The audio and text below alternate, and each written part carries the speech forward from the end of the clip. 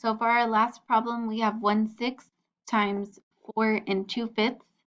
Now for this one, we only have to convert 4 2/5 into an improper fraction because 1/6 is already in the format that we're okay to multiply by.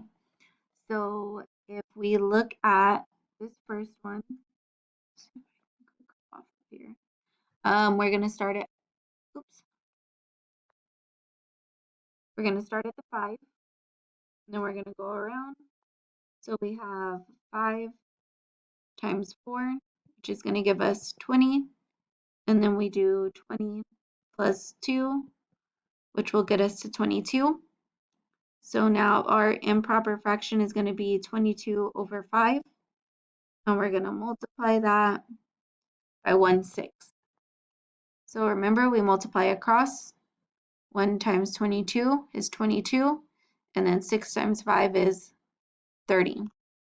Now with this one, notice all we have to do is simplify. We do not have to convert it back to a mixed number because the denominator is smaller than the numerator. So there's no way that we can come up with a whole number. So all we have to do is simplify. So easiest thing would just be start with 2 because they're both even. So we're going to divide both the numerator and the denominator by 2, which would get us to 11 over 15. That actually happens to be our simplest form because we can't multiply both the numerator, or I'm sorry, we can't divide both the numerator and the denominator by a common factor.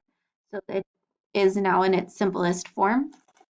So 1/6 times 4 25ths gives us 11 over 15.